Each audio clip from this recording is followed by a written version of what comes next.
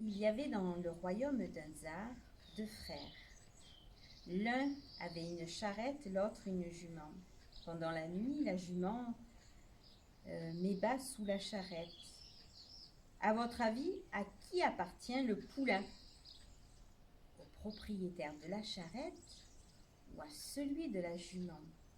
C'est un conte populaire russe et célèbre pour les énigmes qu'il propose.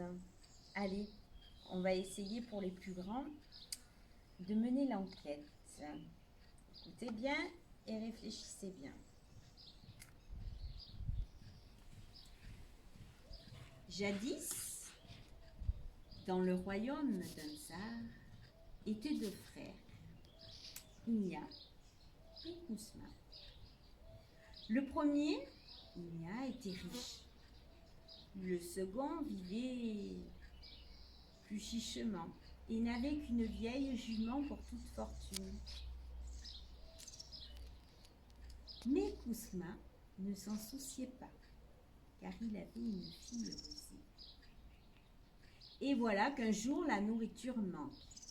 Il faut aller en ville, mais sans charrette, comment faire? Frérot, prête-moi ta charrette, s'il te plaît. Je dois me rendre au marché, farine et sel acheter. Allons-y ensemble, la charrette est mienne et le cheval est tien. La route pour la ville est longue. La charrette heurte une pierre et perd une roue. Les frères ne vont pas jusqu'au bout et dans un pré s'arrêtent. Le lendemain matin, Kousma se réveille et voit le poulain né de la nuit sous la charrette. Il se réjouit et appelle son frère.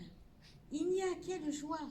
Ma jument a mis bas. » Inia ouvre les yeux, regarde le poulain et dit « Oh, mais c'est vrai!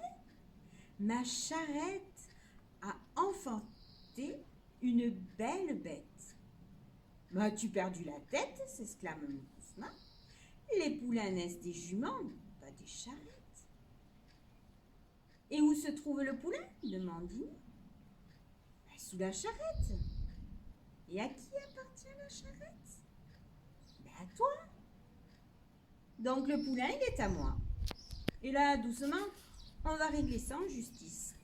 Proteste Kousma. La roue réparée, ils se rendent en ville, droit au tribunal.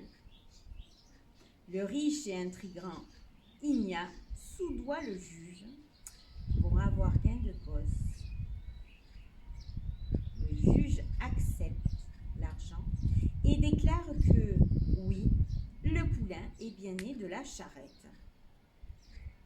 Kousma s'écrie avec fureur. « Comment peut-il être ainsi, bonnes gens? Depuis quand ce sont les charrettes qui font des poulains ?» L'affaire fait un tel bruit que le tsar lui-même décide de s'en occuper. Vous voulez savoir à qui appartient le poulain? Eh bien, nous allons en décider sur le champ. Celui qui résoudra mes énigmes aura le poulain pour lui. On ne contexte pas la parole du tsar et les 2 frères doivent s'y plier.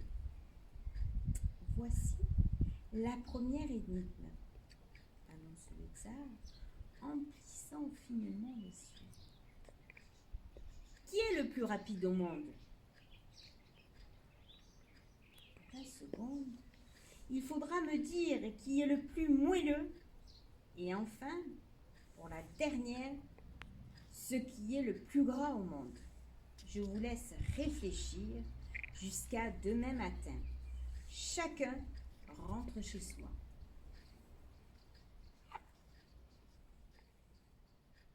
Le lendemain matin, les 2 frères se présentent devant le tsar. « Alors, vous avez trouvé ?» Alors Inia commence. « Majesté, le plus rapide au monde, c'est les talons de votre majesté. »« Bravo ! Et le plus moelleux, continue le tsar. » Le lit fait de plumes de votre majesté. Et le plus gras? Le cochon de votre majesté. Fort bien, répond le tsar. Voyons ce que nous dit Kousma. Majesté, la main est la chose la plus moelleuse, car où que l'on dorme, c'est toujours elle que l'on glisse sous sa tête pour dormir. La pensée est la chose la plus rapide, car elle peut faire 3 fois le tour de la terre en un clin d'œil. Voici qui est fort juste, répond le tsar. Et qu'est-ce qui est le plus grand au monde? C'est la terre, majesté. Comment ça, la terre? Explique. Eh bien, la terre nourrit tout le monde. C'est d'elle que l'on est, et c'est d'elle que provient tout ce qui se trouve sur votre table. C'est la terre qui nous offre tout. C'est bien vrai, mais tu as trouvé cela tout seul. C'est ma fille, Macha, qui m'a soufflé toutes ces réponses. Si jeune et si intelligente, quelle fine mouche. Puisqu'elle est si vive d'esprit, qu'elle paraisse devant moi demain, ni montée sur un cheval, ni à pied, ni habillée, ni nue, ni avec un cadeau, ni sans cadeau. Kousma rentre tristement chez lui et raconte tout à sa fille. Ne t'en fais pas, papa. Je ferai tout ce que le tsar m'a demandé. Le lendemain, le tsar est réveillé par des cris. Il se penche à la fenêtre et voit une très jeune fille enveloppée dans un filet de pêche à califourchon sur un manche à balai. « Qui est-ce » Et il descend rapidement dans la cour de son palais. « C'est ma fille » répond Kousma. Et en effet, la rusée était bienvenue, ni habillée, ni nue, ni montée sur un cheval, ni à pied. Et le cadeau?